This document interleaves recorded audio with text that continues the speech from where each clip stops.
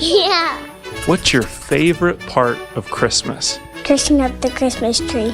When we get to have all the food.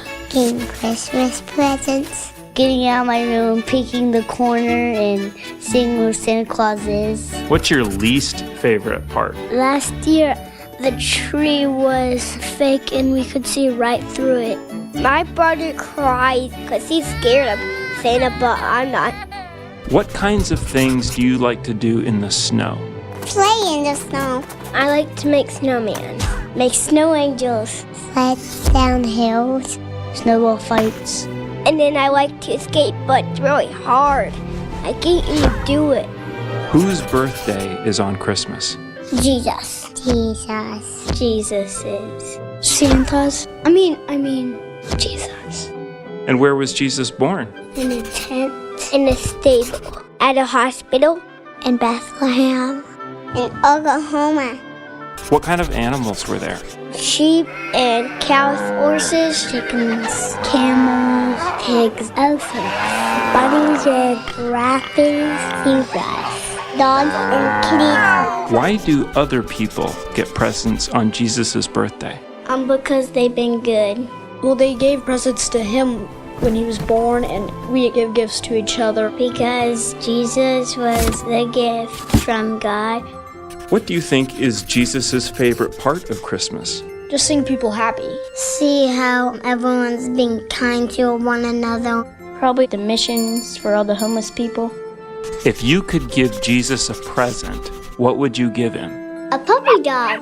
A snowball. A little bear, and he loves it. I'll give him one of my toys. My love. My heart. Everything I had.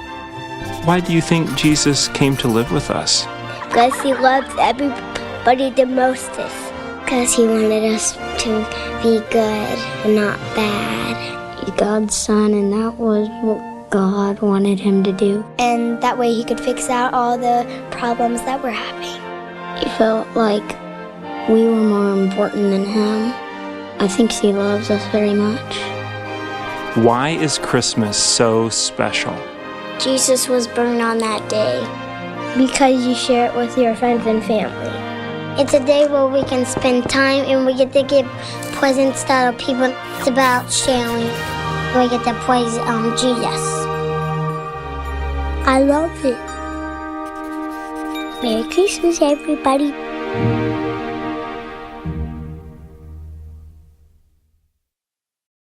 Oh, morning. Isn't this fun? We're in the fireside room. We need a fire. And we need a fire, but we don't want to burn the church down because we don't know if it works or not. Christmas tradition. So normally I would actually give this message after Christmas, but I won't be here after Christmas, so I'm going to do it today. So what we do today, just kind of think of this is for after Christmas happens, okay? Letting the sun shine in the house of blues, or it's also known as Christmas the day after. Now, I want to hear a little bit of some of our Christmas traditions. So it's going to say stand up if, but instead of standing, let's just raise our hands, okay? So let's practice. Raise your right hand like this. This means yes, absolutely, totally, I strongly. This means, do this. This means sort of, sometimes, maybe, and then all the way down means no, not at all, okay? All right, let's practice that. Which one means yes, absolutely? No, not at all. Sort of, maybe. It's almost like a dance move. Good. All right, let's find out. Raise your hand if you open presents on Christmas Eve. You're all horrible, awful people. Do you know what it's like for a child when you open your presents on Christmas Eve and then you have to go to bed? Here's all your presents. Okay, let's go to sleep. Yeah. You drink eggnog and you like it. Yeah, we are bonded. You use a fake tree. What is wrong with you? They want to burn the house down. Yeah, well, that's true. We use a fake tree too, so. You re-gifted something. Come on, confession is good for the soul. These are actually re-gifted things. Underpants for your hands. That's a coffee mug in the shape of a toilet. That just represents all the horrible, awful Christmas sweaters that have ever been given in the history of man. This one I thought it's the dream griddle. You set it by your bed, it has an alarm clock, and you set it and you pour it on like the pancake mix, and at a certain time it turns on, and when you wake up you have cooked pancakes and eggs. Isn't that a great idea? Watch, somebody's got this, they're going to give it away to someone. You purchased and actually gave a fruitcake as a gift. Good. I'm proud of my crowd then, yes. Does anybody actually like fruitcake? Does anybody ever eat fruit? You do not. Ah. There's counseling for you people later. You are what you eat, exactly. You've ever used the tradition of mistletoe? Really? I don't mean to be surprised, but no, that's good. That's good. Yeah. Sorry. Got to watch our natural reactions, don't we? Really? You actually know all the words to the 12 days of Christmas. Yes, 2, 3, 4. All right, so. I'm not doing that. What? Huh? Around town, there are lit up decorations for each of the 12 days of Christmas. I did not. They are. Where? Well, around town. Oh, all around town? Oh, I cool. haven't found them all, but I'm sure they're there. That's awesome. Kind of a little scavenger hunt. Yeah, cool. Cool. Let's try you. What day do the Lords leap? 7 Lords a leap. How many say she's right? 7. How many say she's wrong? How many are praising God I didn't call on them? 11 Lords a leaping. Yes, it rhymes. Actually, they've done a survey because I guess they must do surveys on ridiculous things. And the 2 days that are the most confused in the 12 days of Christmas are 11 and 12.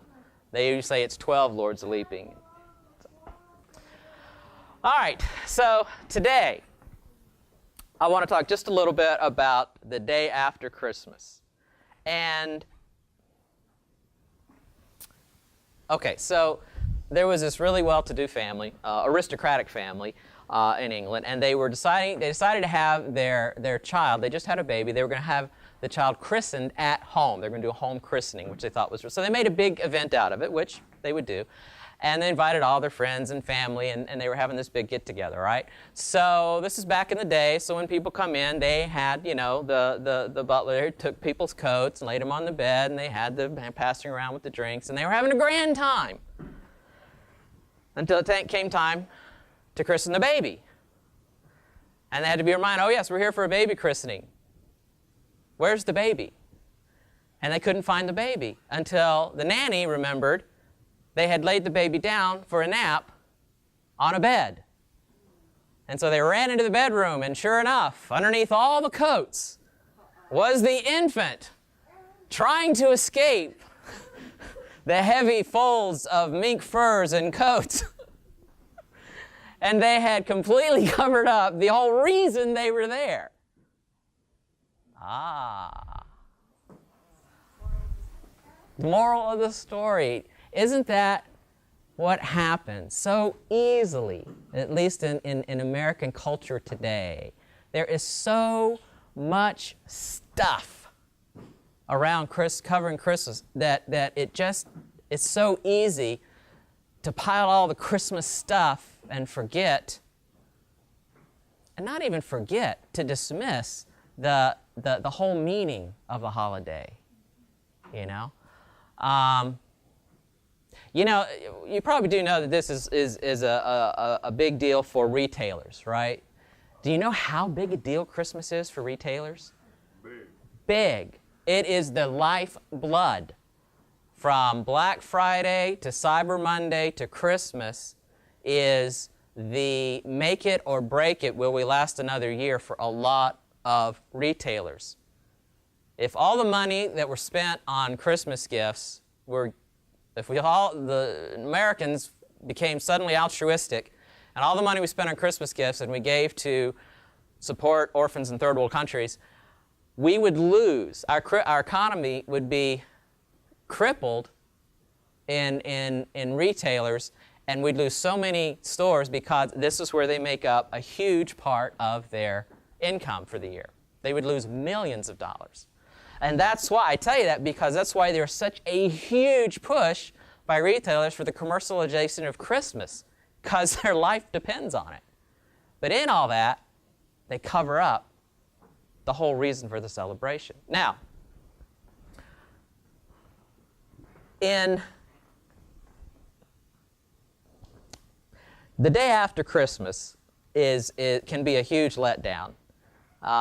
Because, all the build up to Christmas, we're singing carols and we're, imagining the shepherds on the hillside and the angels at night, and it's got the whole, Christmas feel that we love. And then the day after comes, and all of a sudden it's like instantaneously gone away. Today, I just want to give us 3 things to try and help us preserve and maintain the spirit of Christmas all through the year.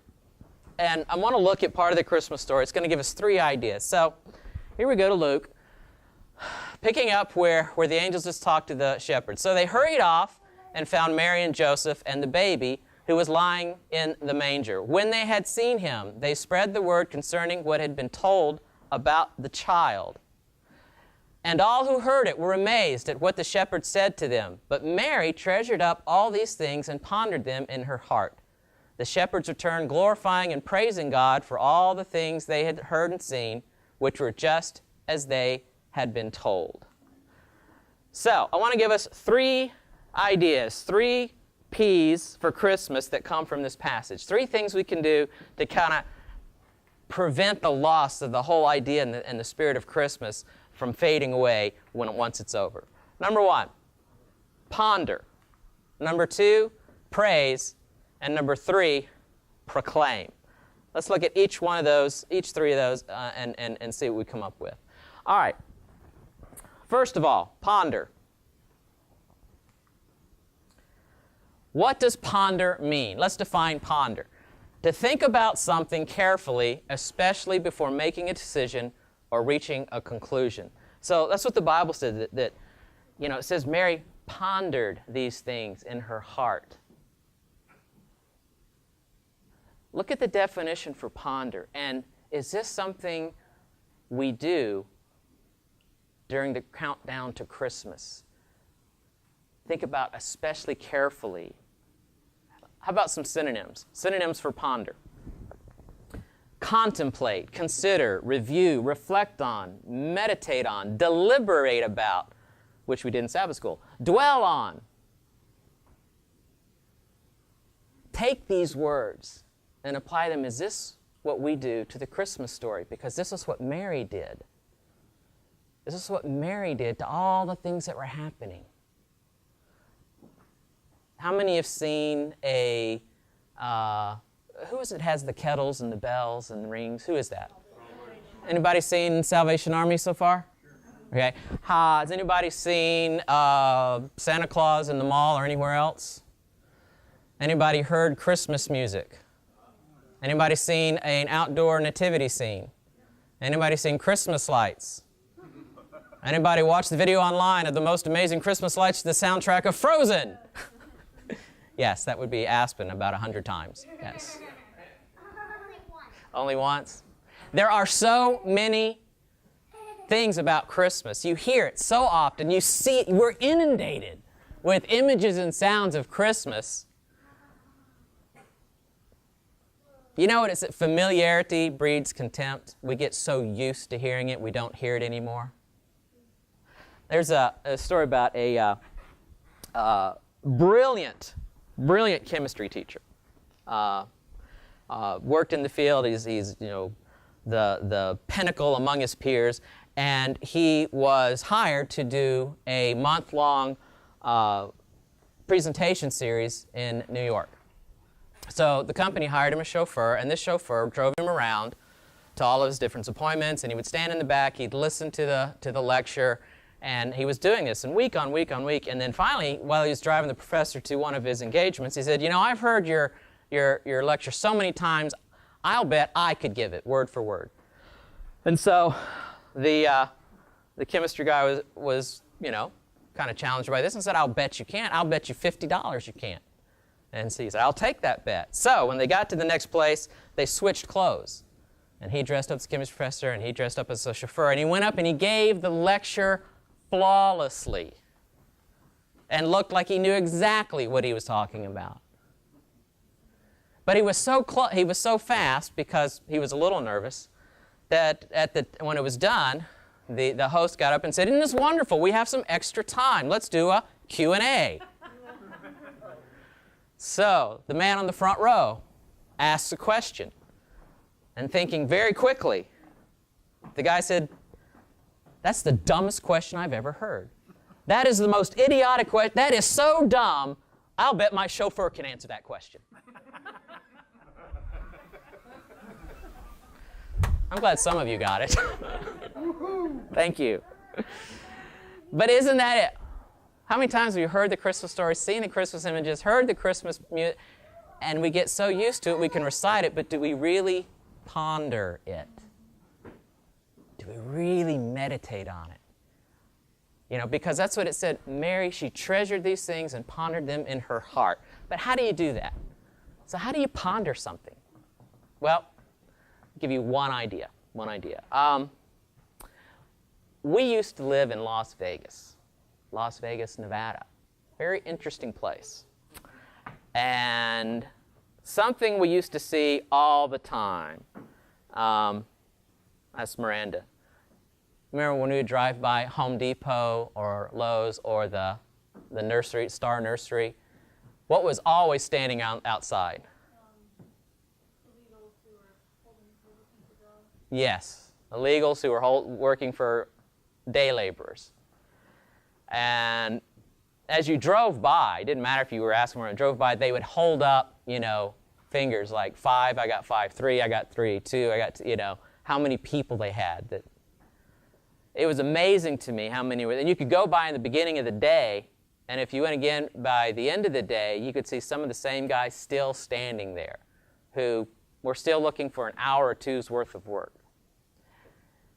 In our culture, that's sort of down there at the bottom of the socio-economic ladder, right? These are the shepherds. That's who the shepherds were.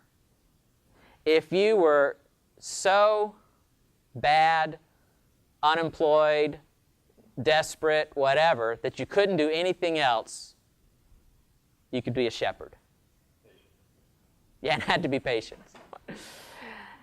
You couldn't do anything else, you could be a shepherd. And go out and watch the sheep. And this is who God sent the angels to talk to. So kind of imagine it. God sent the angels to talk to the day laborer standing around Home Depot and saying, my son is born.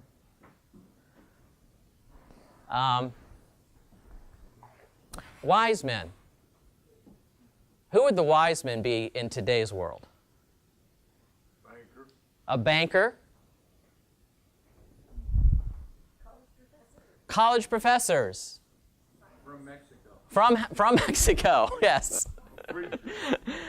Oh, I hope not. These wise men were probably along the lines of some sort of head of state, senator, ambassador. A little more like that. Did you ever wonder, this is kind of off the topic, did you ever wonder, thank you, where the wise men came from and how they knew to follow the star? Did you ever ask that? Or maybe it's just me. Astrology. Where did they get this astrology? From the magic people. And lo, poof, there's a star. Astronomy, there you go. Where were they from? The east. You know where Babylon is from Jerusalem? North. No, it's northeast. You're holding the map this way. It goes this way. Yeah. It's north and east.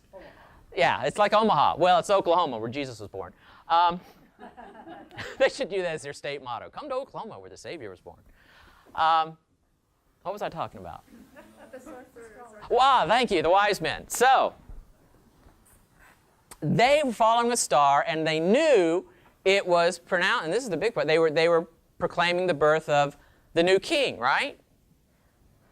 So these were wise men. What other story in the Bible has huge implications or involves wise men in the Old Testament? Daniel? Daniel and Joseph. Both where they were, interpreting dreams, right? So Daniel, what happened to Daniel after he interpreted the king's dreams? He was put in charge of all the wise men. And what did he do? He started a school to teach wise men. Here were wise men from the East, probably from the school and the education that Daniel started back when he was in Babylon. That's how they knew. These were not Christians. These were astrologers. There weren't any Christians yet, that's true. These were not believing Jews. They didn't believe in Judaism. And yet, they were the ones who understood the prophecy. But the only reason I'm telling you, isn't that the coolest thing, like with God? So he's back here, Daniel's in the lion's den, and interprets and everything, and God is working here. So Daniel's going to be over all the wise guys. I know he's going to start the school, and these guys are he's going to teach these guys here this year about the prophecy of the coming Messiah, and that's going to get passed on until I get 3 guys who are going to come and visit my son. And he started that work thousands of years before. Isn't that the coolest thing? It kind of tells us in our own life. God could have started working in your life 200 years ago to make the dominoes line up and fall in just such a way that at one point in your life you're going to be in a certain place where a certain person's going to be, and he needs you two to meet for a reason. That's how involved God is with us. But, so here we have God sending the angels to talk to the day laborers, God sending the angels to talk to the pagans, and not the traditional church believers. I had a student back in Madison Academy, and she had a hard time accepting Christianity. It didn't mean a lot to her, and so she went through Academy. She pretty much rejected Christianity. She made Bible class really interesting. Years later, I ran into her, and she was working in her church, and she was, this committed Christian, and then I was like, what happened? What's your story? She was 18, I guess, 17, 18 when she graduated. After she graduated Academy, she fell in love with the guy for 4 weeks. They had a passionate night, and she got pregnant, and of course, then she never heard from him again. She was going through her pregnancy. She said she's about 9 months pregnant, just about to deliver, and it was Christmas time, and they went to a play, and for some reason, she was watching it, the teenager on stage, she suddenly connected and went, that's me. God put his son in the hands of a single teenage mom, and look how he did for her. And suddenly, she saw herself as part of the Christmas story. I think that's how you ponder. Put yourself in the story. Where would you be? Who would you be? In fact, that's how you make the whole Bible come alive. Put yourself in the story. And ponder. What would your reaction have been? Okay. Ponder. Next, praise. So, the shepherds returning, glorifying and praising God for all the things they had heard and seen, which were just as they had been told. And there were shepherds living out in the fields nearby, keeping watch over their flocks at night. And an angel of the Lord appeared to them, and the glory of the Lord shone around them, and they were terrified. Let's talk about the shepherds for a second. How many of you wrap your own gifts? Yay. I bet you're good at it. You should see mine. Used to, I didn't even use a box. And I used newspaper. It was great because people thought I was so eclectic. Ooh, he uses newspaper.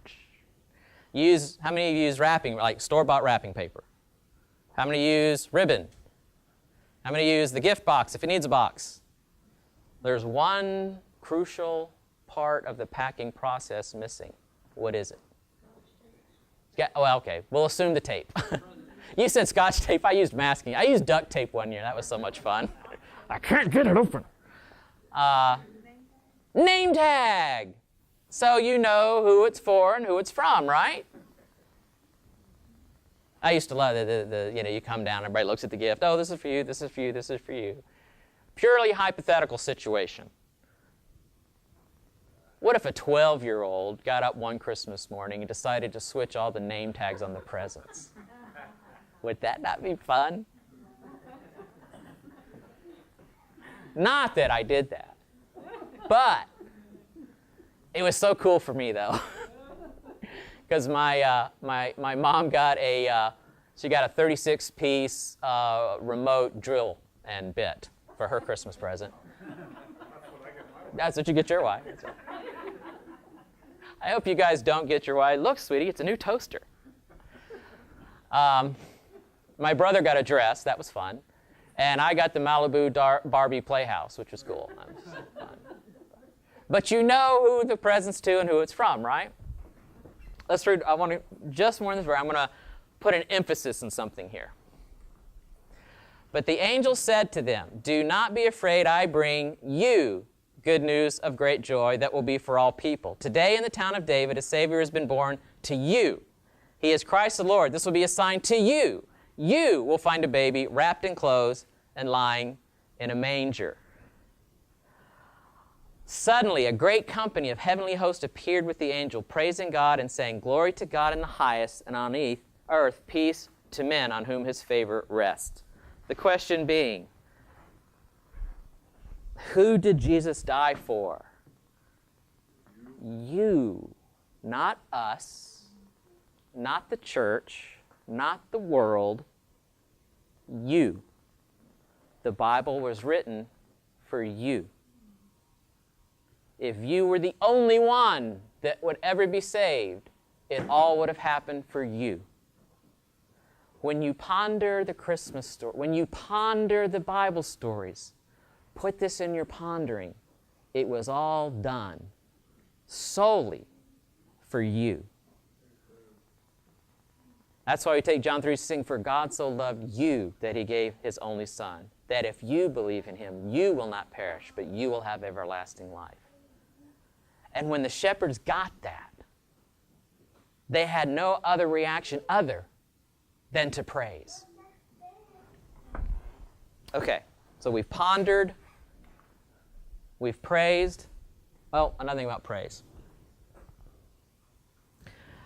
I saw this and I thought it was so true. We've become a generation of people who worship our work, work at our play, and play at our worship.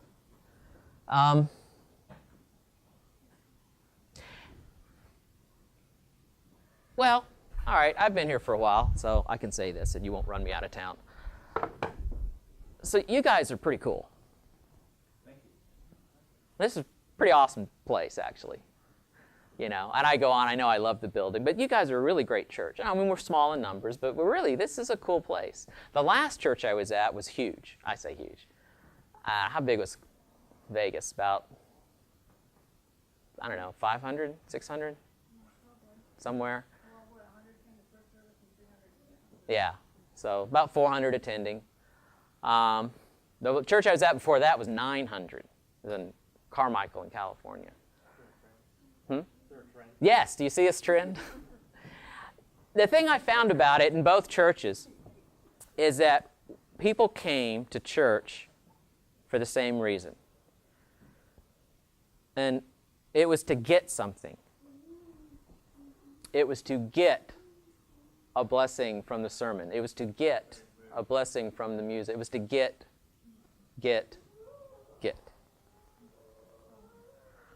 I think we come to church, or we should, to give. Give and give. Give me your story. How did your week go? How has God worked in your life? What gifts has He given to you? What gifts do you need? We give praise when we're singing. There's a whole have you ever heard a church, you're singing in church and they were singing, I don't know, some amazing, some amazing hymn about conquering Jesus and saving us all, and you're sitting there and they're just like, and it just drones on and on. You think these people have died, they just hadn't had the good grace to lay down yet.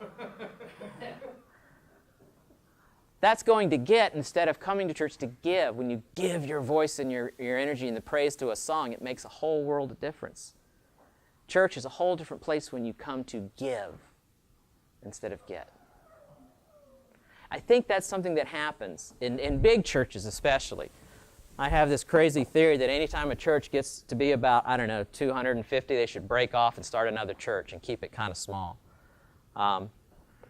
Okay, so we've pondered, and in praising, that's exactly what the shepherds did.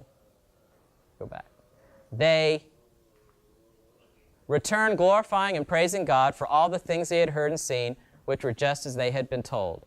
God's gift is to you and me individually. All right, let's proclaim. So when they had seen him, after they'd been to the manger, they spread the word concerning what had been told them about this child, and all who heard it were amazed at what the shepherds had to say to them. There's another Christmas story. Did you know that? And just in Luke. Where's the other Christmas story found?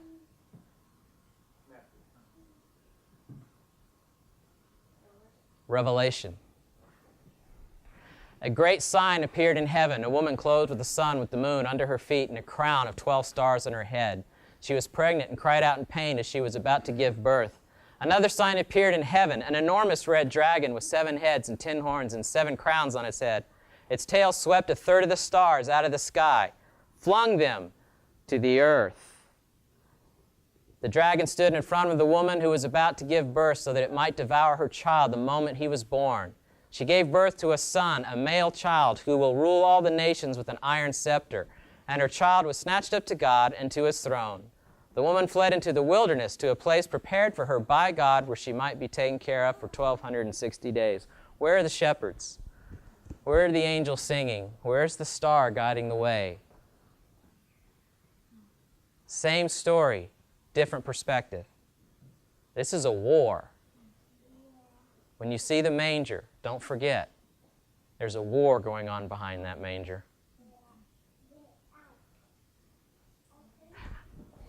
I have any history buffs?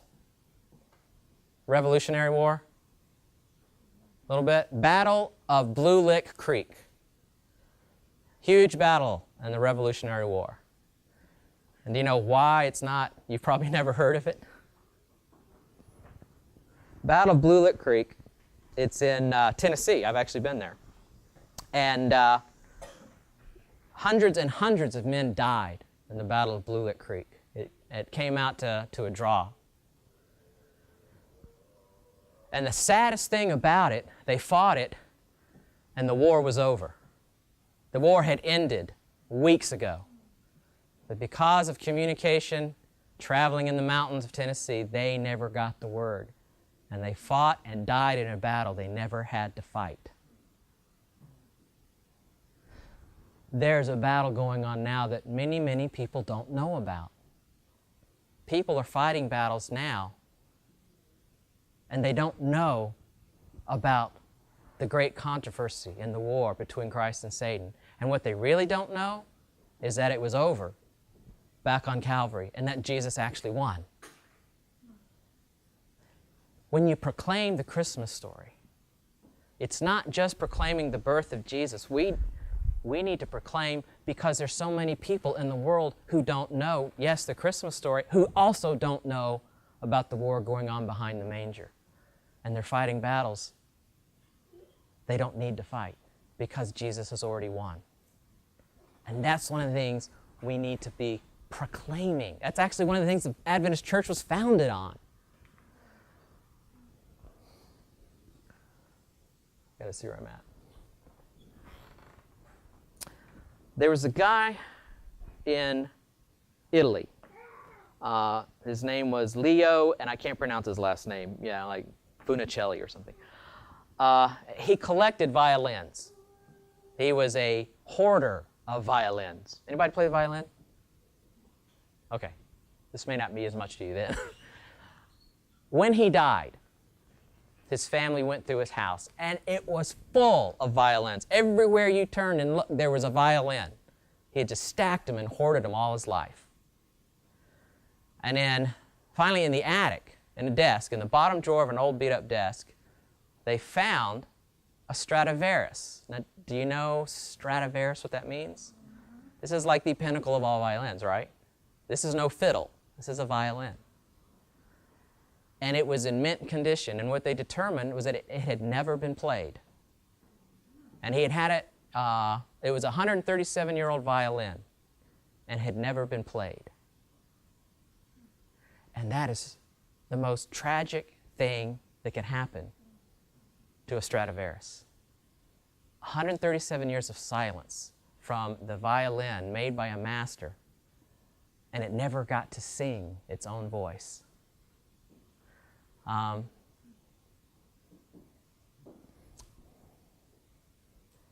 will try this even though I haven't practiced. Which guitar is yours? No, it's all right. Thanks. I have no idea what this will sound like because I normally practice this. So, I have a guitar. It's a Guild. What is this? Oh, even Martin's as good. Martin's is good. I don't know if Martin does this, and I know Guild doesn't do this anymore, but Guild used to do that. When I bought my Guild, it had already had about 15 years on it. And Guild, and I want you to listen now with spiritual ears, Guild had a lifetime guarantee on all their guitars. Lifetime guarantee. You bought a Guild, it was covered for life. If something went wrong, you sent it to Guild. Guild didn't want anybody else but them working on their guitars because they made the guitar. They understood its mechanics. They knew how it was put together. They knew how to fix it because they were the ones that made it. And they covered their guitars for the life of the guitar. And this is how a guitar works. A guitar is made, it comes off the line, or it comes out of a luthier shop, and it has a certain sound. How old is this one? I bought it 40 years ago. 40 years ago. So this guitar, and Martin's are excellent guitars too. This guitar sounded a certain way the day it came out of the shop. It does not sound the same way today as it did then. Because what happens is as you play a guitar and a violin, any real high-class wood instrument, the longer you have it, the more you play it, the wood changes, and it mellows, and the tones become richer and deeper and more beautiful.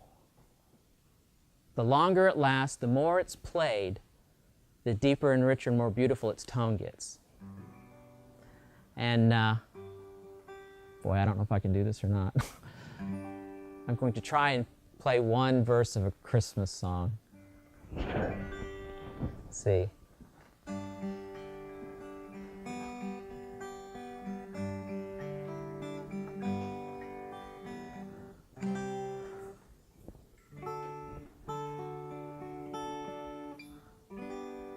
No, maybe I won't.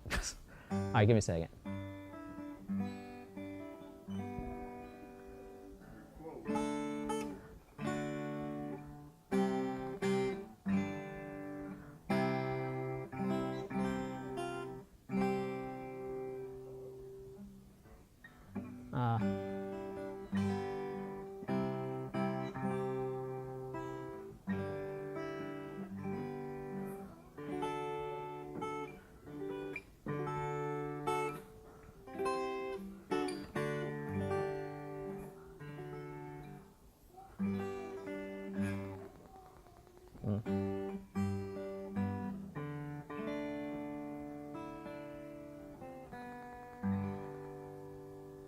Any idea what it was? Thank goodness. It wasn't that bad. Okay. I used to know that really well. Anyway, Silent Night. I'm sure Bert could do a much better job. But it's the voice of the guitar. It's the voice that you have that isn't the same as it was 10 years ago, 20 years ago, 30 years ago. You and I are changed by the experiences we have, especially our spiritual experiences with a relationship with Jesus.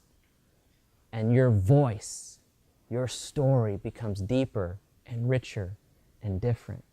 And like the Stradivarius violin, it would be a horrible shame to have your voice silenced and not sharing its unique song, its unique story. That's what we proclaim. That's what we share with the world.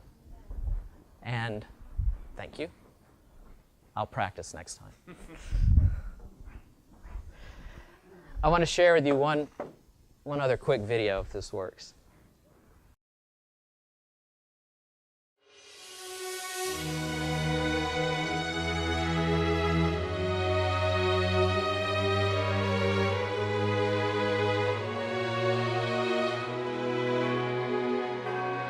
I heard the bells on Christmas Day, their old familiar carols play, and wild and sweet the words repeat, of peace on earth, goodwill to men. And thought how, as the day had come, the belfries of all Christendom had rolled along the unbroken song of peace on earth, goodwill to men. Till ringing, singing on its way, the world revolved from night to day, a voice, a chime, a chant sublime of peace on earth, goodwill to men. Then from each black, accursed mouth, the cannon thundered in the south, and with the sound, the carols drowned of peace on earth, goodwill to men. It was as if an earthquake rent the hearthstones of a continent and made forlorn the households born of peace on earth, goodwill to men. Then pealed the bells more loud and deep. God is not dead, nor doth he sleep. The wrong shall fail, the right prevail, with peace on earth, goodwill to men. Anybody know who wrote it? Longfellow. Yes. Henry Wadsworth Longfellow. The story behind it, it took him years and years to write this poem. He started it, as you can tell from the poem. He actually started it. He was inspired one Christmas at home watching he and his wife and his children celebrate Christmas. And he began writing the first few lines of the poem. Later in life, he lost his children, one to war and one to disease. And that's when he wrote the middle part of the poem, when he talks about the drums of war in the South and the homes being rent. And he never finished it until he was a grandfather. And another Christmas, he held his grandson. And in the atmosphere of surrounded by his grandchildren, he found faith again. And he finished the poem. That's where he says the bells rang deeper. And that's what he's talking about. His faith had deepened. That was his voice, his experience. But yours and my voice is no less powerful and no less important, even though we may not write poetry. You tell, in your voice, your unique story, when you proclaim what you've done and your experience with God's gift to you.